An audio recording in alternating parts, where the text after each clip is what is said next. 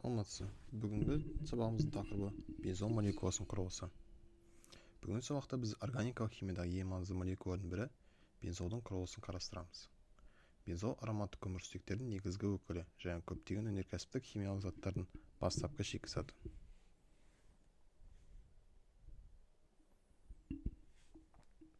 Сабағымыздың мақсаты: құрылысын түсіндіру, бензол молекуласының ерекшелігін сипаттау, гибридтену, көміртек атомдардың гибридтену түрін анықтау, пішінін сипаттау, молекуланың пішінін жазық екенін түсіндіру, модель құрастыру. Ашылу тарихы: 1825 жылы ағылшын ғалымы Майкл Фарадей бензолды жарықтандырғыш газдың конденсаты бөліп алады.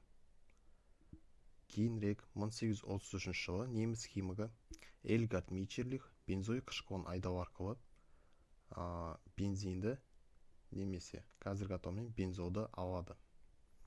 Зерттеу нәтижесінде бензолдың құрамы анықталып, 92,13% көміртек, 7,17% сутектен құратыны дәлелденген. Формуласы С6H6. Алайда бұл формулаға сәйкес бензол қанықпаған көмірсутек болу керек еді. Келесі зерттеулер химиялық қасиеттері бұл болжамға сай келмейтінін көрсетті. Бензолдың физикалық қасиеттерінен келіп тоқталайық. Бензол түссіз, өзіне тән иісі бар, суда ерімейтін улы сұйықтық. Қанықпаған көмірсутектерге тән реакциялар бром суын түссіздендіру, калий перманганатын түссіздендіру болатын. Алайда бензол бұл реакцияларға түспейді. Ол қосылу реакциясына емес, орын басу реакциясына түседі екен. Бұл оның құрамы кәдімгі қос байланысы бар қосылыстардың мүлдем өзгеше екенін көрсетті. 1865 жылы неміс ғалымы Август Кекуле бензолдың циклдық құрылымын ұсынды. Ол бензолды қос байланыстары кезектесіп орналасқан 6 мүшелі сақина ретінде көрсетті. Бірақ бұл модельдің барлық тәжірибелік деректерді түсіндіре алмады. Мысалы, барлық көміртек байланыстарының ұзындығы бірдей болатыны және бензол жоғары тұрақтылыққа ие екенін дәлелдей алмайды. Және де кемшіліктері қосылу реакцияларына қиын түсетіні, байланыс сызықтары тең болу керек екені дәлелдемейді. Сондықтан бензолдың құрылысын түсіндіру үшін жаңа теория қажет болды. Алдарыңызда Кекуле моделі бойынша ұсынған бензолдың моделі.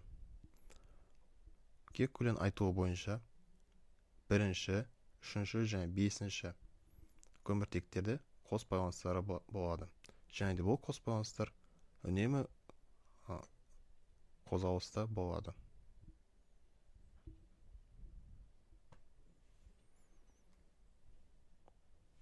Ароматты көмірсутектердің негізгі өкілі бензол молекуласын қарастырамыз. Алдымен бензол молекуласына сөз береміз. Мен бензолмын. Менің барлық көміртек атомдарым спейжит гибридтенген. Сондықтан менің молекулам жазық құрылымды. Менің барлық көміртек байланыстарым бірдей. Сондықтан мен қос байланысы бар алкендер сияқты реакцияға түспеймін. Бұл көптеген қанықпаған көмірсутектерге тән емес. Мысалы, қарапайым қос байланысы бар заттар басқаша әрекет етеді. Бензол күнде ароматты қосылыстардың ең қарапайым өкілі. Бірақ ароматты қасиет тек бензолға ғана тән емес.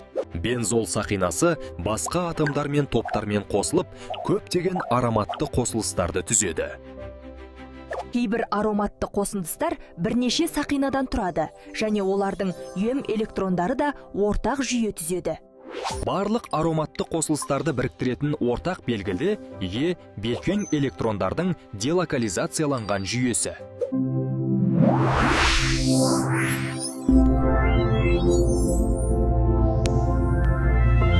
Ендеше, бензолдың мұндай қасиеттері неліктен пайда болатынын ғылыми тұрғыдан түсіндірейік. Бензолдың қазіргі кванттық моделі.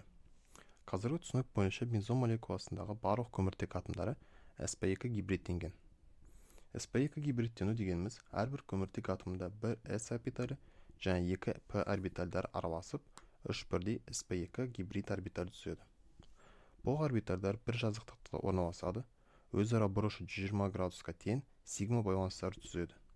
Сондықтан бензол молекуласы толықтай жазық құрылымды болады. және де бензол молекуласында пи жүйесі түзіледі. Пи электрондық жүйесі немесе пи комплекс. sp2 гибридтенуден кейін әр көміртек атомында бір гибридтенбеген p орбиталі қалады. Бұл p орбитальдары молекула жазықтығына перпендикуляр бағытталған. Бір-біріне қабысып, ортақ электрон болттарын түзеді. Нәтижесінде сақинаның үстінде және астында орналасқан бір тұтас p электрондық жүйе пайда болады.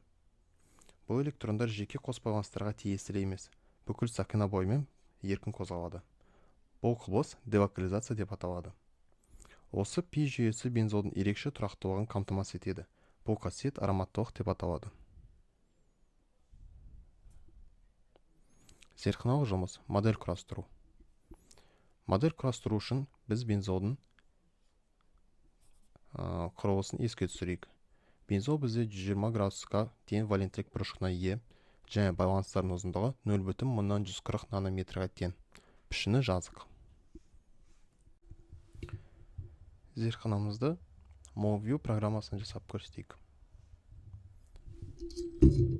Кек-көлем формуласы бойынша біз бензолды 6 бұрышты циклді қосылыс екенін білеміз.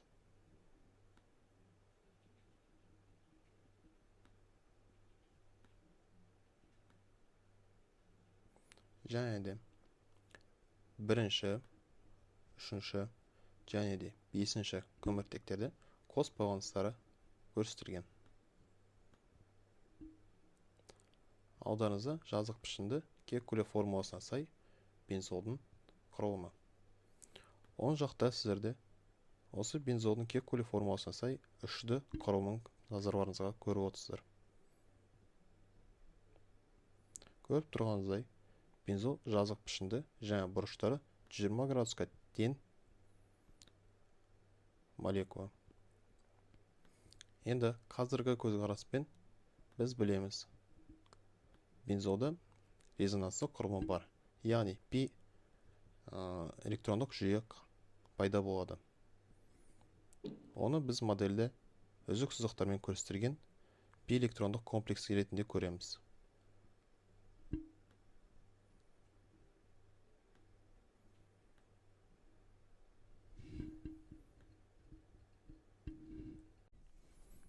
Бензолды қолдануы және қауіпсіздік. Бензол химия өнеркәсібінде кең қолданылады. Мысалы, дәрі-дәрмек өндірісіне, бояғыштар алуда, пластмасса және синтетикалық талшықтар өндіруде, пестицид жасауда. Бірақ бензол улы және канцерогенді зат. Онымен тек тартпас шкафта жұмыс істеу қажет болады.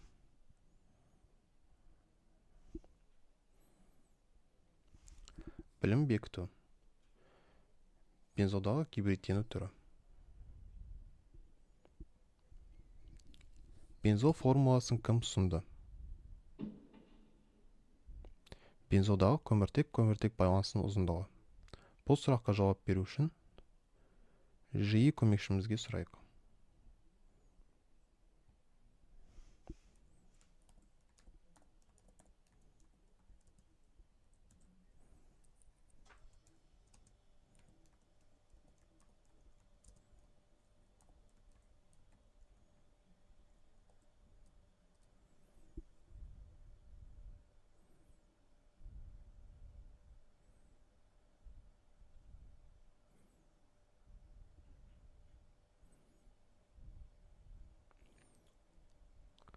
Жиі көмекшіміз бізге шамамен 140 нанометрге тең екенін айтты.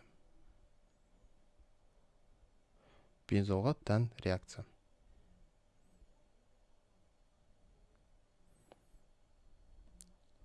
Тағы да сұрақтарға жауап беріп көрейік.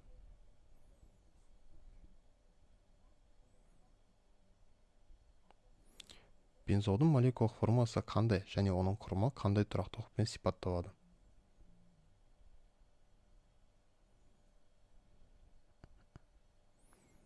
Сұрақтардың барлығына жауап бердік. Қорытындылай келе, бензол молекуласы sp2 гибридтенген атомдардан тұрады. Жазық құрылымда делокализацияланған пи электрондық жүйеге ие. Өте тұрақты ароматты қосылыс. Сондықтан бензол қосу реакциясына емес, орын басу реакциясына оңай түседі. Сабағымыз аяқталды. Назарларыңызға рахмет.